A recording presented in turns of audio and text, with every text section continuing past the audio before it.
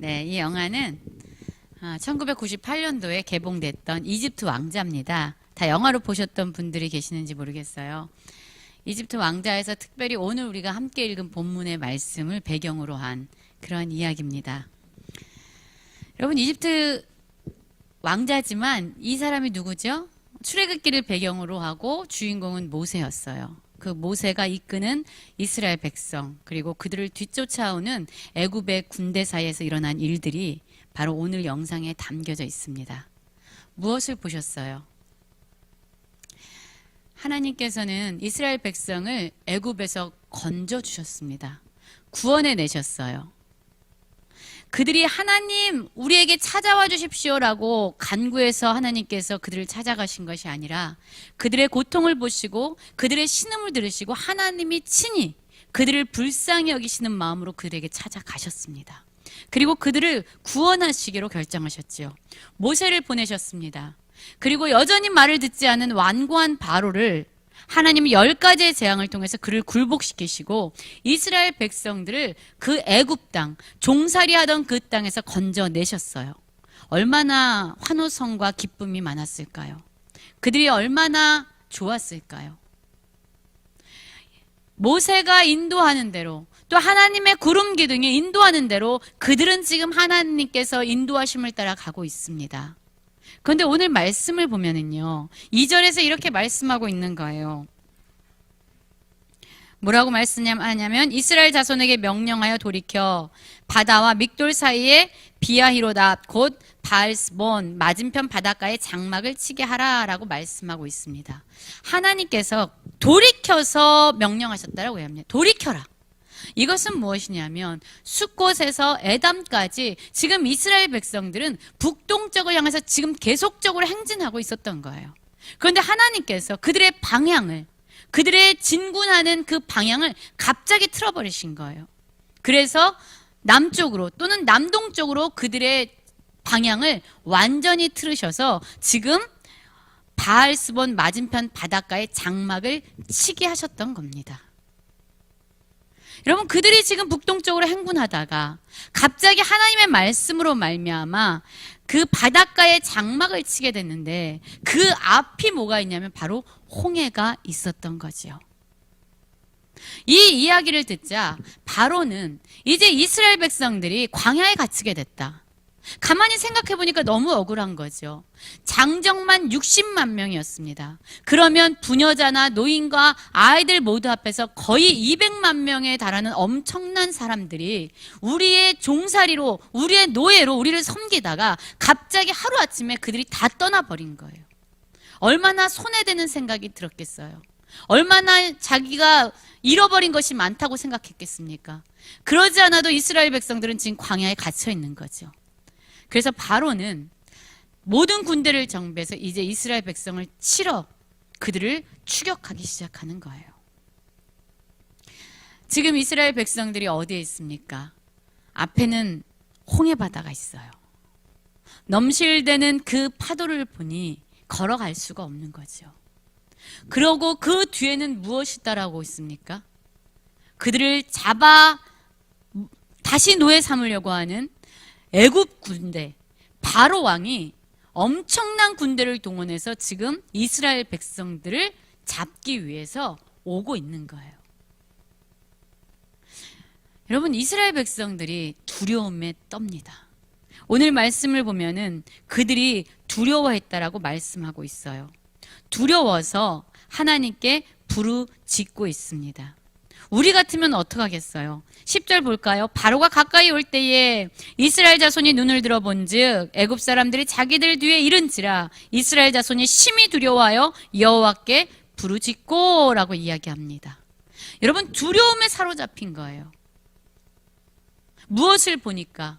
자신들을 추격해오는 애굽 사람들을 보니까 두려워지기 시작한 거예요. 앞에 넘실대는 바다를 보니까 두려워지기 시작한 거예요. 우리의 인생에도 이러한 상황이 많이 있습니다. 앞으로 나아갈 수도 없고 뒤로 물러설 수도 없는 진퇴양난의 상황 가운데서 이러지도 못하고 저러지도 못하고 그냥 우리의 마음은 두려움과 염려와 근심밖에 없는 그 두려움에 사로잡히는 순간들이 우리에게는 가끔 벌어집니다. 여러분, 그럴 때 이스라엘 백성들이 어떻게 했다고요? 두려워서 하나님께 부르짖었는데, 이 부르짖음은 기도라기보다는 하나님께 원망과 불평을 토로하고 있다는 거예요. 그리고 또한 이들의 반응이 무엇입니까? 이들이 이렇게 얘기합니다. 11절이죠. 그들이 또 모세에게 이르되 애굽에 매장지가 없어서 당신이 우리를 이끌어내어 이 광야에서 죽게 하느냐? 어찌하여 당신이 우리를 애굽에서 이끌어내어 우리에게 이같이 하느냐? 우리가 애굽에서 당신에게 이른 말이 이것이 아니냐? 우리를 내버려 두라. 우리가 애굽 사람들을 섬길 것이라 하지 아니하더냐? 애굽 사람을 섬기는 것이 광야에서 죽는 것보다 낫겠노라 라고 말하고 있습니다. 여러분, 우리의 삶에 문제가 오고 상황이 어려워지면요, 우리는 그것에 대해서 책임지고 싶어 하지 않아요. 그래서 항상 누군가를 탓할 수 있는 사람들, 남 탓을 하고 책임을 전가하는 사람을 찾게 되죠. 이스라엘 백성은 지금 모세를 원망하고 있습니다. 왜 우리를 가만두어 살게 하지? 왜 이렇게 문제를 발생시키고 우리를 광야에서 죽게 하느냐? 왜 하나님은 그렇게 악하셔서 우리를 그냥 애굽에서 살게 하시지? 왜 끌어내어서 우리가 언제 온다고 했냐? 왜 끌어내서 우리를 이렇게 고통스럽게 하느냐라고 하나님과 모세를 원망하기 시작한 것이죠. 여러분, 우리도 이럴 때가 많지요. 우리의 삶에 문제가 오고 상황이 어려워지면 우리는 누군가를 탓하기 시작해요. 저 사람만 만나지 않았으면, 그때 이런 선택만 하지 않았으면, 내 인생에서 이러한 일만 일어나지 않았으면 나는 괜찮을 것 같다라는 생각을 우리는 많이 합니다.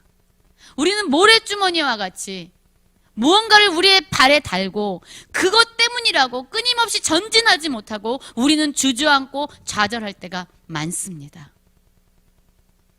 왜 이러한 일이 일어날까요? 여러분, 이들은 삶의 모든 순간을 하나님이 다스리시고 하나님이 주관하시고 계심을 믿지 않기 때문이에요. 여러분, 우리에게 필요한 것은 우리가 진퇴양난하는, 이러지도 못하고 저러지도 못하는 그런 상황, 우리가 해결할 수 없는 문제 앞에서 우리가 기억해야 될 것은 우리의 삶을 주관하시는 분은 하나님이심을 믿어야 합니다. 이들을 이끄셔서 이들을 돌이키게 하셔서 이들의 진군의 그 행진의 방향을 틀으신 것은 우연히 일어난 일이 아니었어요. 이들을 그 문제인 홍해 앞에서 서게 한 것은 또 바로에게 완악하게 하셔서 하나님이 그의 선함을 완악하게 하셨다라는 의미가 아니라 바로의 완악함을 그냥 허용하셨다는 거예요.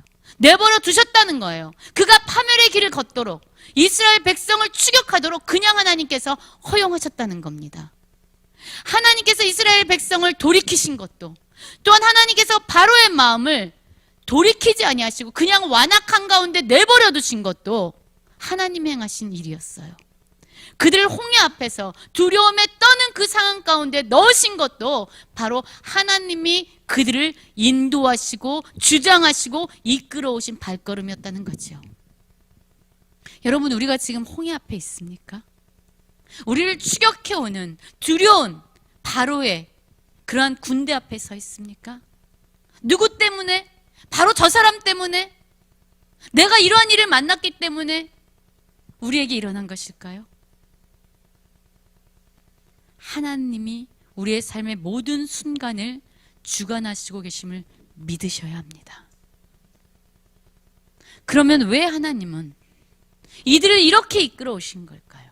왜 하나님은 바로의 그 완악함을 굴복시키지 아니하시고 왜 그냥 북동쪽으로 행진하는 이스라엘 백성들의 방향을 굳이 트셔서 이러한 문제 가운데, 아무것도 손쓸 수 없는 이러한 절망의 한가운데 그들을 넣으신 것일까요? 목적이 있어요. 바로 오늘 말씀을 보면 4절에 이렇게 말씀하고 있죠. 4절입니다. 내가 바로의 마음을 완악하게 한즉 바로가 그들의 뒤를 따르리니 내가 그와 그의 온 군대로 말미암아 영광을 얻어 애굽 사람들이 나를 여호와인 줄 알게 하리라 라고 말씀하고 있어요. 여러분, 우리를 우리가 해결할 수 없는 벅찬 그런 상황 가운데 누시는 이유, 우리를 두려움의 한가운데 몰아넣으시는 이유, 죽을 것 같은 누군가 우리를 추격해오는 그러한 상황 가운데 우리를 몰아가시는 이유는 여러분 우리를 죽이기 위하심이 아니에요. 우리를 파멸시키기 위함이 아닙니다. 하나님은요, 내가 누구인지 온 세상으로 하여금 나를 대적하는 바로에게조차, 또한 나를 믿는 이스라엘 백성들 너희에게 내가 누구인지를 알게 하기 위함이다 라고 말씀하고 계세요. 여러분, 하나님을 아십니까? 우리가 믿는 하나님이 어떤 분이세요? 여러분, 우리가 믿는 하나님, 우리는 다 입술로 하나님을 고백하고 있지만 우리가 믿는 하나님은 어쩌면 너무나도 작아지고 너무나도 힘이 없고 너무나도 이기적인 하나님이라고 우리는 생각할 때가 많아요. 그래서 그분에게 드리는 헌신과 그분에게 드리는 이러한 모든 것들이 어쩔 때는 헛되고 무의미하다라고 여겨질 때가 많습니다. 그런데 오늘 영화에서 우리는 보았죠. 여러분, 하나님이 어떤 하나님입니까? 하나님은요, 하늘과 땅을 창조하신 분이에요. 하나님은 온 세상을 다스리는 분이에요. 하나님 말씀 한마디면 온 우주와 온 별들과 온 하늘과 온 바다가 하나님의 말씀에 그저 순복하는 이 세상의 운행자이시며 주관자이세요. 하나님은 창조자이십니다. 하나님은 크신 분이에요. 하나님은 놀라운 분이세요. 하나님은 전능한 분이세요. 자신의 말씀을 반드시 이루는 신실한 하나님이십니다. 하나님은 작은 하나님이 아니세요. 여러분, 하나님이 우리의 공급의 근원자입니다.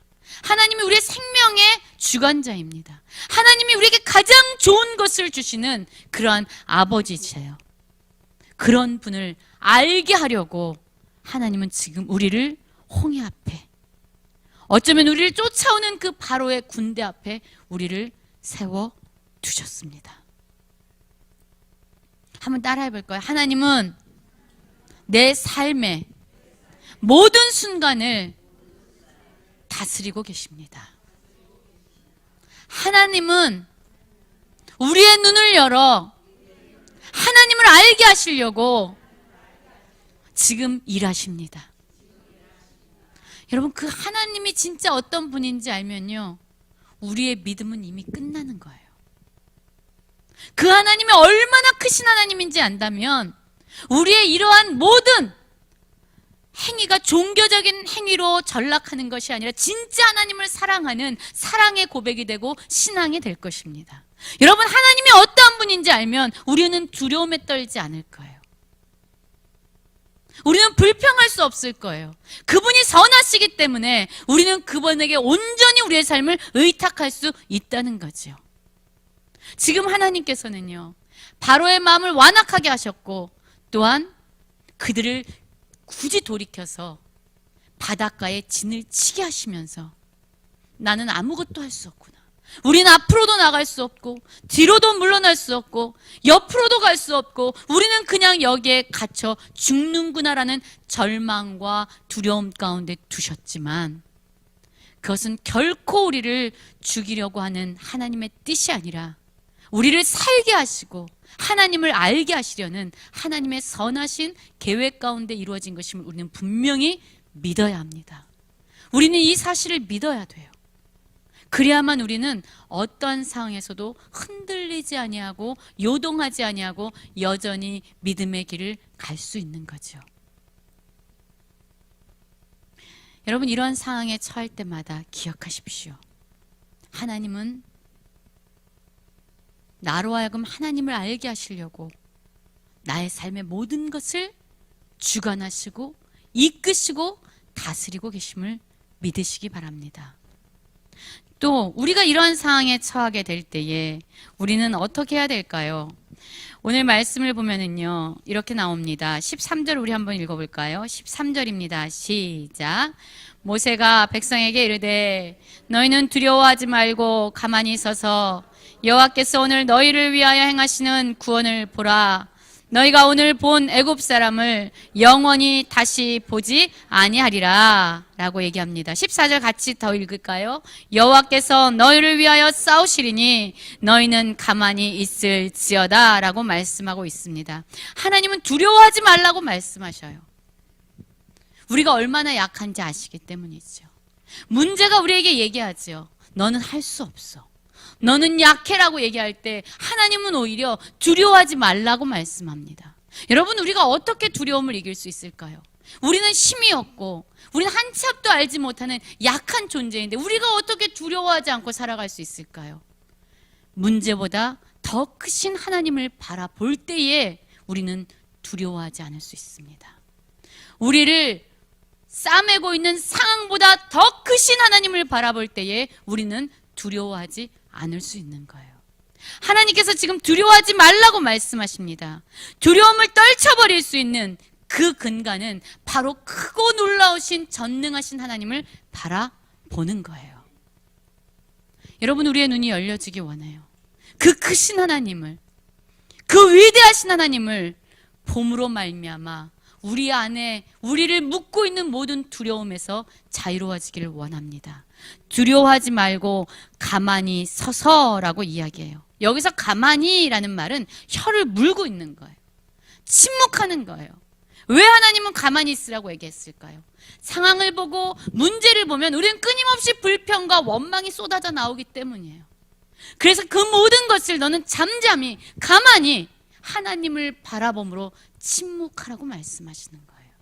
요동하지 말고 어떠한 상황에서도 흔들리지 말고 그대로 쓰라고 말씀합니다. 상황이 절박하고 다급해지더라도 좌절하지 말고 조용히 하나님을 신뢰하면서 그 상황 가운데 서 있으라고 말씀하고 있는 거예요. 여러분, 우리가 그 어지러운 상황과 두려운 상황에서도 여전히 크신 하나님을 바라보고 하나님을 신뢰함으로 불평과 원망의 입술을 닫고 가만히 다급하더라도 좌절하지 아니하고 주님을 바라볼 때에 하나님은 우리를 위해서 싸우시고 우리에게 놀라운 구원을 볼 수 있는 눈을 열어주십니다. 여러분, 오늘 아까 우리 영상에서 봤지요. 여러분, 어떻게 됩니까? 하나님께서 모세에게 말씀하십니다. 너 그냥 부르짖고만 있지 말고 이제 믿음으로 행해라 라고 말해요. 그냥 기도만 하면서 주저앉지 말고 이제 순종하면서 하나님의 말씀에 믿음으로 반응하라고, 행하라고 말씀합니다. 여러분, 행함이 없는 믿음은 죽은 믿음입니다. 우리의 믿음이 살아있다면 그건 반드시 행함으로, 순종함으로 드러나게 돼 있죠. 모세가 하나님의 말씀을 따라 지팡이를 들고 그 홍해를 내리칠 때에 여러분, 하루 종일 동풍이 불어서 그 바다를 가르고 그들이 건널 수 있는 땅을 열고 그 땅을 마른 땅, 건조한 땅이 되게 하시는 거예요. 그런데 저는 오늘 말씀을 보면서 참으로 이상한 모습을 보았어요. 오늘 아까 영화에도 봤지만요. 18절 한번 볼게요. 18절 19절. 내가 바로와 그의 병과 마병으로 말미암아 영광을 얻을 때야 애굽 사람들이 나를 여호와인 줄 알리라 하시더니 이스라엘 진 앞에 가던 하나님의 사자가 그들의 뒤로 옮겨가매 구름 기둥도 앞에서 그 뒤로 옮겨 애굽 진과 이스라엘 진 사이에 이르러 서니라고 말하고 있습니다. 여러분, 지금 이스라엘 백성들을 인도하는 하나님의 사자, 구름 기둥이 지금 그들을 인도하고 있었어요. 그런데 갑자기 이들을 인도하던 구름 기둥과 하나님의 사자가 이들을 인도하던 것을 멈추고 바로 뒤로 물러가서 애굽의 진과 이스라엘 백성 사이에서 지금 가로막고 있는 거죠. 하나님께서 친히 그들을 인도하시다가 이제는 그들을 보호하시기로 작정하신 거예요. 더 이상 애굽의 사람들이 이스라엘 백성들을 더 가까이 추격하지 못하도록 하나님께서 장벽이 되어 주신 거예요. 여러분, 저는 이것이 너무나도 놀라운 거예요. 왜냐하면 하나님이 그냥 그 불로, 그 불기둥으로, 그 구름기둥으로 애굽 사람들을 그냥 쳐버리면, 진멸시키면 끝나는 거잖아요. 그런데 하나님께서는 굳이 애굽 사람들과 이스라엘 백성 사이를 두시고 그 사이에서 이스라엘 백성을 보호하는 보호 장막이 되셨다는 거죠. 여러분, 우리가 위기의 상황에 있을 때에 하나님은 우리를 보호하시는 모든 시간과 모든 전략과 모든 순간을 주관하고 계세요. 그 시간도, 모든 방법도, 모든 전략도 하나님의 손 안에 있어요. 그런데 그것이 우리의 생각하는 시간과 다를지라도 여러분, 그때는 완벽한 때임을 기억하셔야 됩니다. 하나님이 보호하고 계세요. 그런데 한번 생각해 보십시오. 여러분, 지금 이스라엘 백성들이요, 그 지금 마른 땅을 건너가고 있는데 아까 보셨죠? 양쪽에 물이 벽을 이루고 있어요. 그리고 막 그림에서 보면 고래도 막 지나가고 있어요. 그런데 여러분이라면, 우리 성도님들이라면 그 마른 땅을 담대하게 건너갈 수 있으시겠어요? 여러분, 그것이 쉬운 일일까요? 내가 한 걸음 걸으면 그 물이 언제 범람해서 나를 칠지 모르는데, 여러분, 그것이 결코 쉬운 일이 아니라는 거죠. 여러분, 이 물은요, 이 홍해는요, 이스라엘 백성으로 하여금 두렵게 하던 넘실대는 장애물이었어요. 그들로 하여금 앞으로 나아가지 못하도록 막아서는 장벽이었습니다. 그런데 지금은 어떻게 하고 있습니까? 이스라엘 백성들이 하나님의 말씀에 순종해서 진군할 수 있도록 오히려 그들의 장벽이 되어지고 보호막이 되어지고 울타리가 되어져서 이스라엘 백성을 보호하고 있는 거죠. 이제 그들에게 필요한 것은 믿음으로 그 마른 땅을 건너가는 순종의 모습인 거예요. 여러분, 우리에게 문제가 있고요, 상황의 어려움들이 있습니다. 그런데 하나님 안에서 우리가 믿음으로 살아갈 때에 그 문제와 장벽은 오히려 우리에게 하나님의 말씀에 순종하는 믿음의 길로 나아갈 수 있도록 우리를 돕는 디딤돌이 될 것입니다. 하나님 손 안에서 우리가 생각하는 그 문제와 장벽들은 하나님의 손에서 변화되어서 오히려 우리를 하나님의 백성으로 세워가는 울타리며 디딤돌이며 보호막이 될 것임을 믿어야 합니다. 그리고 이 사람들은 이 문제를 통해서 이들이 깨닫게 된 것이 있습니다. 오늘 한번 말씀 같이 볼 텐데요. 14장 30절부터 31절 우리 한번 같이 읽어볼까요? 30절, 31절입니다. 시작.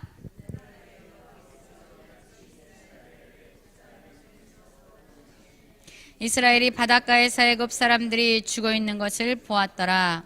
이스라엘이 여호와께서 애굽 사람들에게 행하신 그 큰 능력을 보았으므로 백성이 여호와를 경외하며 여호와와 그의 종 모세를 믿었더라. 여러분, 이 기적 같은 홍해를 건너는 사건을 통해서 이스라엘 백성과 애굽 사람들은 정말 하나님이 엄청난 분이구나, 전능한 분이구나, 크신 분이구나를 깨닫게 됩니다. 여러분, 우리의 삶에 많은 문제와 어려움이 있어요. 감사하게도 그 문제를 해결하고 상황을 건널 때마다 우리가 깨닫게 되는 것이 있죠. 우리가 보게 되는 것이 있습니다. 우리를 고통스럽게 하고 우리를 힘겹게 하던 그 문제가 아무것도 아니구나를 깨닫게 돼요. 이스라엘 백성이 홍해를 건넌 이후에 보게 된 것은 그들을 두렵게 하고 그들을 쫓아오던 애굽 사람들이 죽어 있는 것을 보게 됩니다. 여러분, 하나님은 우리가 처한 상황과 문제를 통해서 우리로 하여금 보게 할 거예요.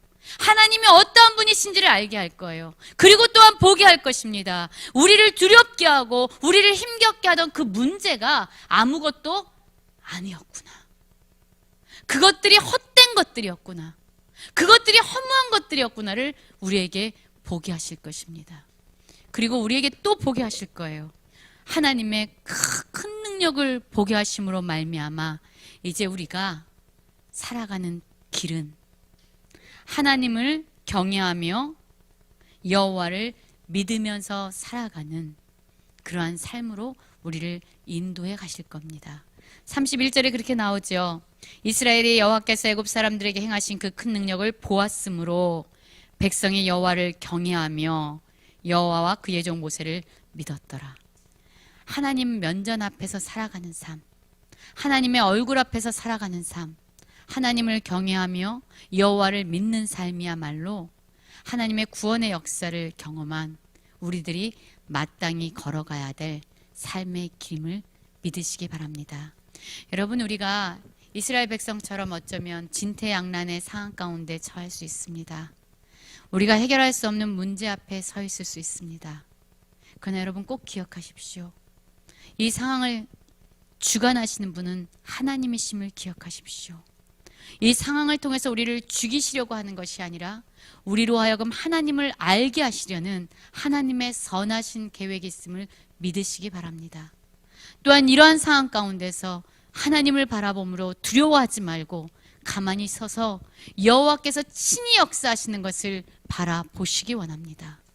그리고 이러한 상황을 통해서 여전히 하나님을 경외하고 여호와를 믿으면서 믿음의 길을 살아가는 진정 하나님의 백성으로 삶을 살아가는 모든 성도님들 되시기를 간절히 기도합니다.